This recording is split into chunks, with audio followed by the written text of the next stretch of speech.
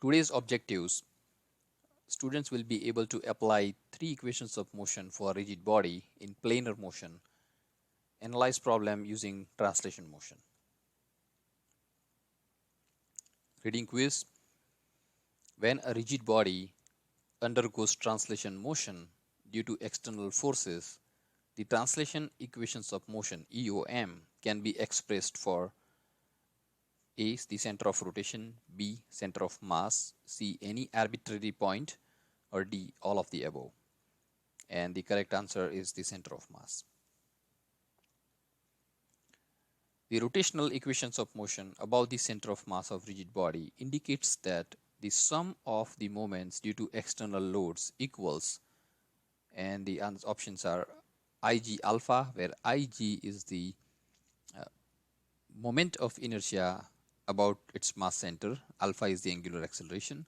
So Ig alpha, MAG, Ig alpha plus MAG, and D none of the above, and the correct answer is A, Ig alpha.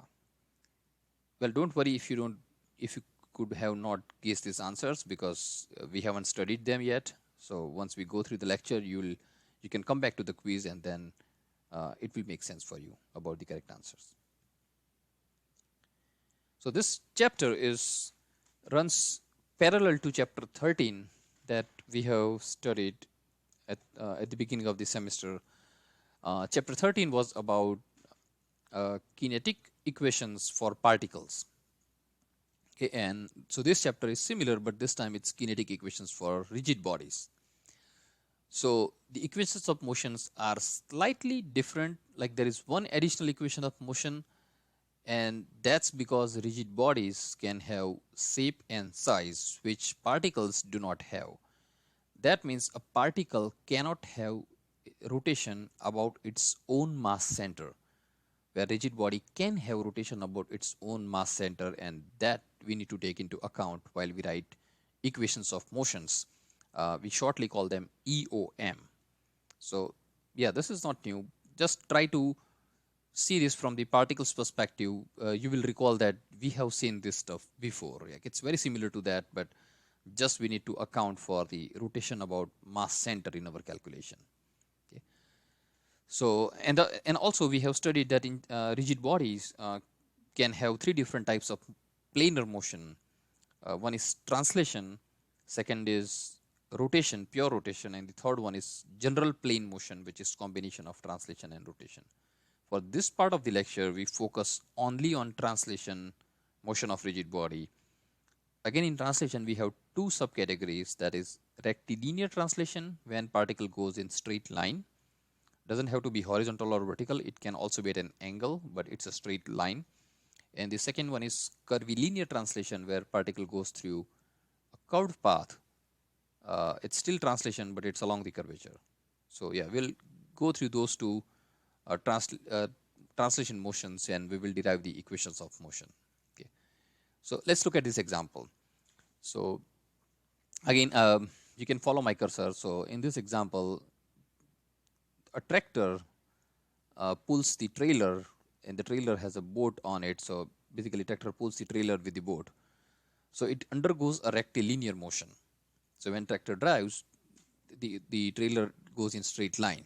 In order to find the reactions at the trailer wheels, so these trailer wheels are always in contact with the road, and they are subjected to forces from the road. We call them reaction forces. And we also need to know the acceleration of the boat. So in order to find the reactions at the trailer and the acceleration of the boat, we need to draw free body diagram and kinetic diagram for the boat and trailer. See, recall from chapter 13 that for kinetic solutions, we draw two diagrams. One is free body diagram, in which we indicate all the forces that act on the rigid body, and the second one is kinetic diagram, in which we draw the vector for the resultant acceleration. So let's see how does the free body diagram and kinetic diagram look only for the trailer and the boat. We don't consider the tractor now, but we just consider the force applied from the tractor onto the trailer. Okay. So this is the free body diagram for the trailer, where G is the center of mass. So now onwards in this lecture, wherever you see capital G, a point on a body, that is its mass center, and W is the weight of the body that acts through its mass center. A and B are two wheels which are in contact with the ground. So NA and NB are support reactions from the ground or from the road. And T is the externally applied tension from the tractor onto the trailer while it pulls the trailer. So that's a free body diagram. Now, under the effect of all these forces, the rigid body, that is the trailer and the boat, has acceleration, and this arrow indicates the direction of resultant acceleration, and we need to multiply this with the mass. So basically, this is the mass multiplied by AG, where AG is the acceleration of the mass center of the rigid body. Okay. So free body diagram and kinetic diagram. This is similar to chapter 13. So next step is, how many equations of unknowns do we need to solve to solve this problem, and what are they? By the way, in this example, we are interested to know the support reactions. So NA and B, two unknowns, and we also need to know the acceleration of the boat, that is AG. So if you count the number of unknowns, then they are 3. That means we need at least 3 equations of motion, because we cannot solve 3 unknowns with 2 equations. So we will derive those equations shortly, but for now just remember that we need 3 equations because we have 3 unknowns in this example.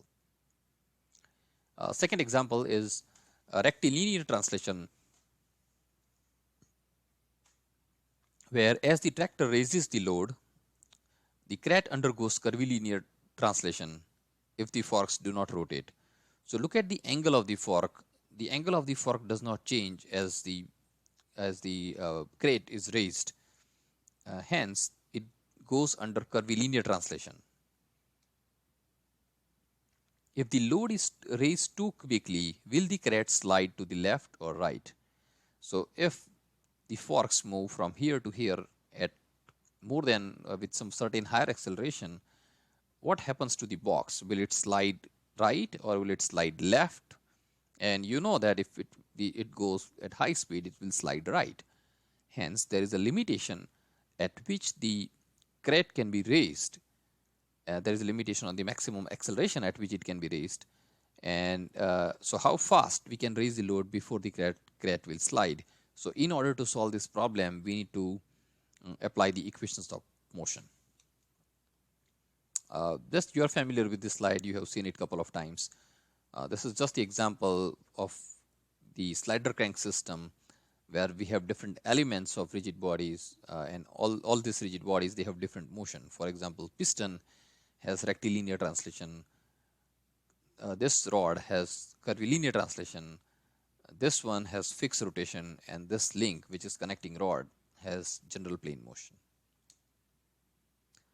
This slide is strictly from chapter 13, equations of motion. You can see here equations of motion for particles. So what we did in that chapter is we first define our coordinate system xy, then we draw free body diagram, we indicate all the forces, and then we draw kinetic diagram and we indicate the resultant acceleration in the kinetic diagram multiplied with the mass. And then we write the vector equation of motion, which is sum of all forces is equal to mass time acceleration. This is equation of motion, which is Newton's second law of motion, where the sigma f, which is vector in this example, we can separate the vector into its scalar components. So we can, if the motion is only in xy plane, we can write 2 scalar equations for this vector, which is sum of forces along x is equal to mass multiplied by x acceleration only, and sum of forces along y is mass multiplied by y component of the acceleration. Now for this equation, sigma f, that for the sum of all the forces, left hand side of the equation, we need to consider free body diagram. So free body diagram gives us left hand side of the equation, and for right hand side of the equation, we need to consider kinetic diagram. This is very important information. Please keep in mind now onwards, anytime when we apply this equation, for the left hand side, that is sigma f, look into free body diagram and consider all the forces. And for right side, look into kinetic diagram and consider the components of acceleration. Okay.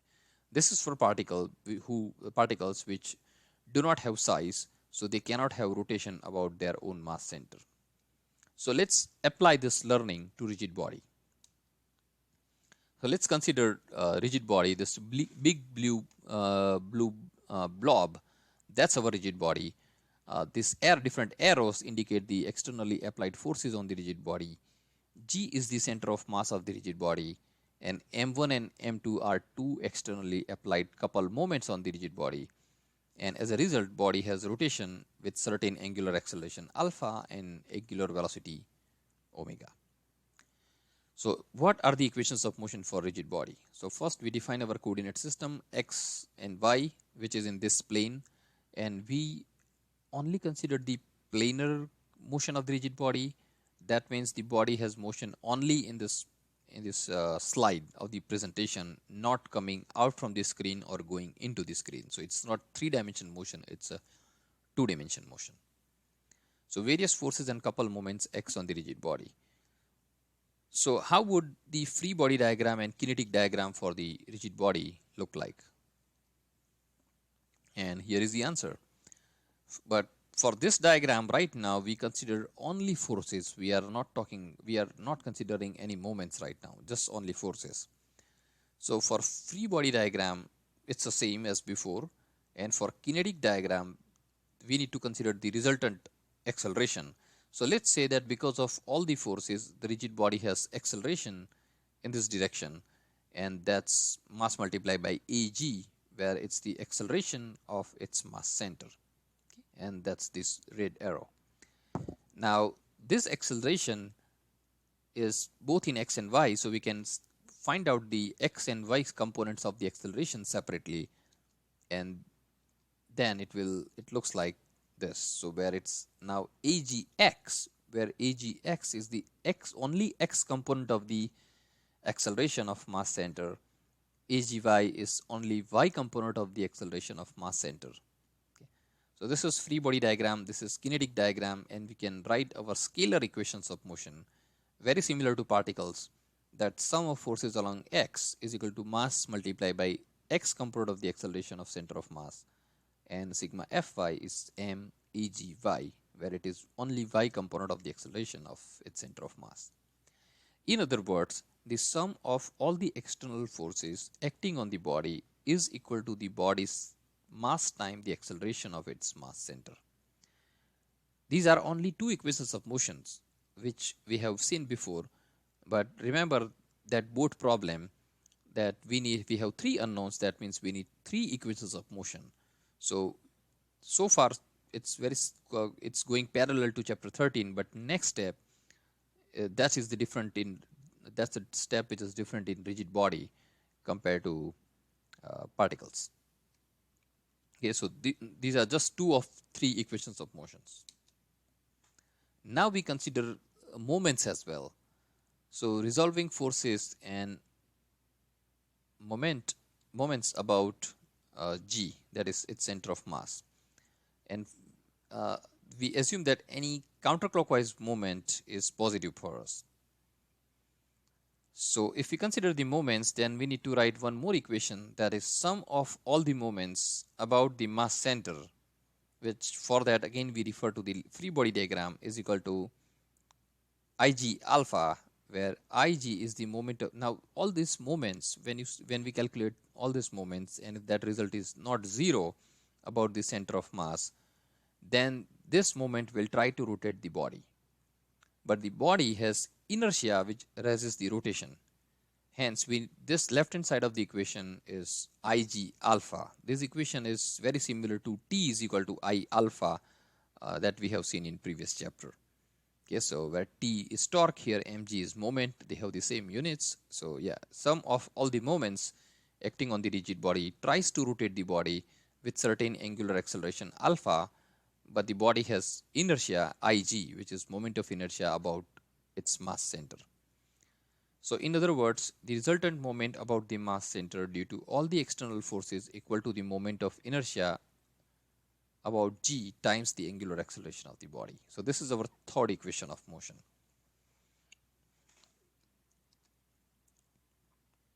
By the way, for the left hand side, how do we calculate sum of all the moments? So I give you one example, that if you just extend the line of action of each force and you find out the perpendicular distance between that force and point G. Now, if the force passes through point G, then there is no moment of that force about point G. That means you don't consider it. For example, F4, whose line of action goes through G. So we don't consider moment F4 about G. So that is not the part of sigma mg. But yeah, we need to consider the moments of other forces. So let's look at the another force F1. So if you extend the line of action of F1, then there is a perpendicular distance between that force and point G. So this force multiplied by this distance results in clockwise moment about G, and we need to consider that as negative in sigma mg because counterclockwise moment is positive. So you do that for all the forces. So you extend the line of action of the force, find out the perpendicular distance from G, consider that moment as positive if it is clockwise, if it is counterclockwise, and negative if it is clockwise. Okay, and then you consider that in sigma mg. You also considered externally applied moment m1 and m2 in this equation, and this left hand side is equal to Ig alpha.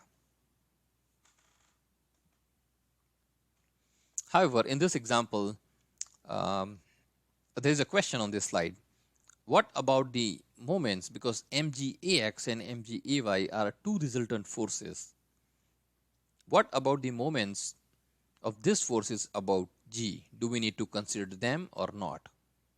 And the answer is no, because both these forces have their line of action that passes through G. So there is no perpendicular distance, so we do not need to consider them. But what happens if instead of writing this entire equation about the body's mass center, we write this equation about any arbitrary point P? What will change? And that we'll see in the next slide. So we are resolving the forces and moments, but this time instead of writing the equation for G, we write it for P. Now, why do we need to do this? Well, it depends on the situation in the problem. We will see some examples where we need to calculate moment about body's mass center, but sometimes we need to calculate moment about some external point on the body, okay, other than mass center, because that may result in the required solution. So if that is the case, then left hand side of the equation is sum of moments about point P, which is same as before. The only thing is this time we need to consider the distance with respect to P, not from G, is equal to, now right hand side is different, is equal to mkp, where mkp is called the kinetic moment about point P, and for right hand side we need to refer to the kinetic diagram, and this time we need to consider in sigma mkp, we need to consider moments because of the resultant forces. So we need to consider the moment due to magx, that is x component of the resultant force, and the point of interest, which is P, and there is a perpendicular distance which is y bar here, so it's magx multiplied by y, and this force results in clockwise moment about P. Okay, so that is negative, and the second one is megi, and the distance is x, and this component of the force results in counterclockwise moment about P. So we need to consider these two moments as our kinetic moment about point P. So this is only difference between considering moment about point G and considering moment about any arbitrary point P. Well, I'll show you one application of this considering the moment about any point other than its mass center. Is I can show you that here quickly in this example. Okay, in the example of boats. In this example, we might need to consider the moment about point B, not about its mass center, while solving for unknowns. And at that time, we need to consider this perpendicular distance between that point and the resultant force. Okay, so it's mg. In that case, kinetic moment for this particular situation is mag multiplied by d, and that is clockwise, so it is negative. Okay. Let's go back to our discussion where we were before.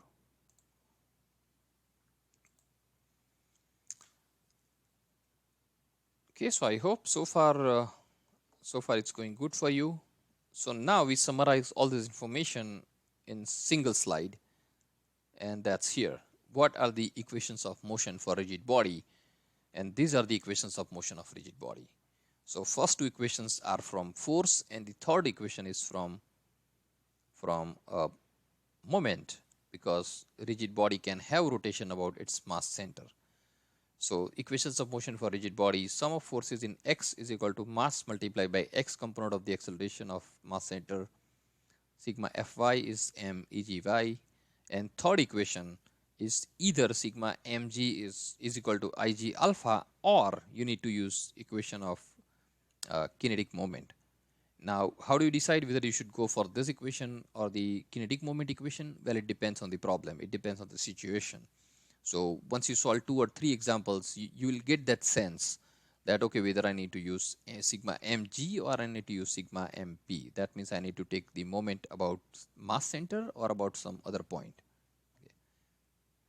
See, one of the advantage of considering moment about another point is when whatever unknowns we are calculating, and one or more than one unknowns pass through that point, then it's a good idea to write this equation and consider the moment about that point, because all those unknowns which pass through that point, they will not have any moment about that point. That means you don't have to worry about them even though their values are not known.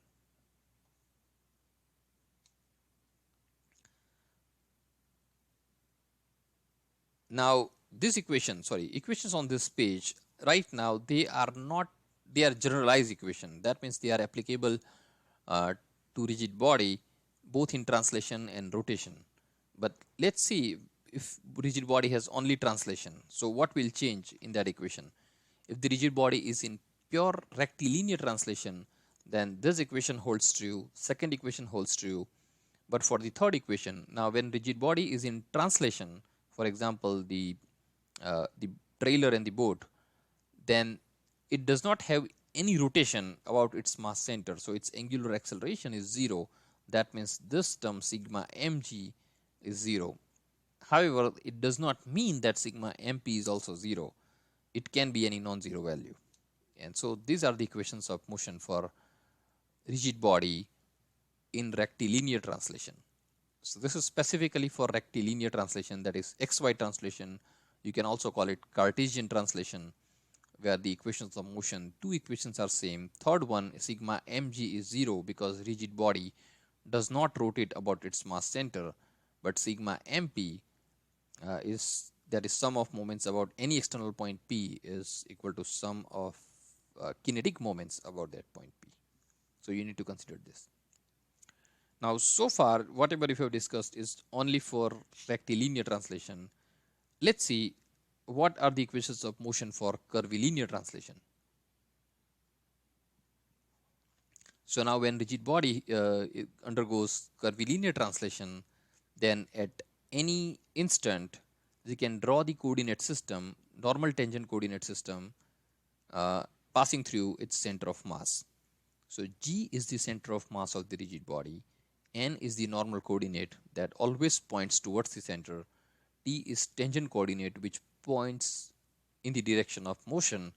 And there is a third coordinate called binomial, which you can see on the right hand side in the slide, is perpendicular to normal and tangent coordinate, and you can find its direction using right hand rule. So, but if it is planar motion, then we don't always consider binormal, we just considered normal and tangent. So in this situation, this is the free body diagram of rigid body having curvilinear translation. What do we need to draw in its kinetic diagram? Well, its kinetic diagram includes the acceleration of the rigid body in curvilinear translation. And when the body has curvilinear motion and we use normal tangent coordinate system, then we need to consider two components of the acceleration. One is normal component of the acceleration, which always points towards the center, AGN, where it is the normal component of the acceleration of the body's mass center. And AGT is the tangential component of the acceleration of body's mass center, which is parallel to the tangential coordinate. Now, whether it points in the direction of motion or it points in the opposite direction. It depends on whether the body accelerates or it decelerates with respect to time. And then we can write down the equations of motion for curvilinear translation in terms of the normal and tangential forces. So sum of forces along normal direction, again for this part of the equation, look into the free body diagram, is equal to mass times AGN, which is normal component of the acceleration, and again for that check the kinetic diagram. Sum of forces in tangential direction, that is here you need to project all the forces along tangential direction and then consider those forces which are pointing towards t as positive and those which are pointing opposite as negative, and then you find out the this term sigma ft from the free body diagram, and then for the kinetic diagram it's mass multiplied by tangential component of the acceleration, that is this component. Now third equation is sum of moments about mass center is also 0 because this is also curvilinear translation. Rigid body does not have rotation about its own mass center. If you recall that example of the forklift raising the box, in that case as the box goes through curvilinear translation, box does not rotate about its own mass center. Okay, so box is always like stays horizontal on the forks, it does not rotate. That's why this term sigma mg is 0. However, if we consider any arbitrary point B on the rigid body, then we need to consider kinetic moment of the equation, and that's the right hand side, which is MAGT, that is tangential component of the force multiplied by the perpendicular distance. So you just extend this force here and find out the perpendicular distance, which is E between point B and the MAGT, and this results in counterclockwise moment, so that's why it's positive. And then the second kinetic component of the kinetic moment is normal force, normal component of the resultant force multiplied by the perpendicular distance between the force and point B, this is h. And then if you look at the direction of moment, then this moment is clockwise, it's clockwise, that's why it's negative. So this one term counterclockwise minus clockwise moment, and that's sum of moments about B. So these two equations we are going to solve, like these two sets of equations we are going to use to solve the problems in our in-class exercise. So rectilinear translation and curvilinear translation, and then the next slide shows us the procedure for analysis of problems involving kinetics of rigid body only in translation. Okay, so the steps are, number one is you decide whether you need to use xy coordinate or normal tangent coordinates. And how do you decide it? Look at the problem. Is the problem of rectilinear motion or Cartesian motion? Then yes, go for xy coordinate. Does the particle have curvilinear translation? Then go for normal tangent coordinate system. And then you define what is the positive direction for you for all the forces and acceleration. Next step is you draw two diagrams. Free body diagram indicate all the forces, specifically the weight force which acts always perpendicular to which always downward, passing through the center of mass. Any externally applied force, any reaction forces that you need to consider in free body diagram. In resultant kinetic diagram, you indicate the resultant acceleration and the components of the acceleration along x and y. Third step, you identify all the unknowns in the problem, and the fourth step is you apply equations of motion, either the left hand side or right hand side of this line. So if the problem is of rectilinear motion, then these are equations of motion. You do not need to apply all four of them. You can use three of them. Of course, you need to use sigma fx and sigma fy. For the third equation, you can use either sigma mg or sigma mp, depending on the situation. And if it is curvilinear motion, then you apply this set of equations. And then last thing is always remember that the friction acts in the opposite direction of the motion of the body. So with this information, which we are in a good position to do in class exercise,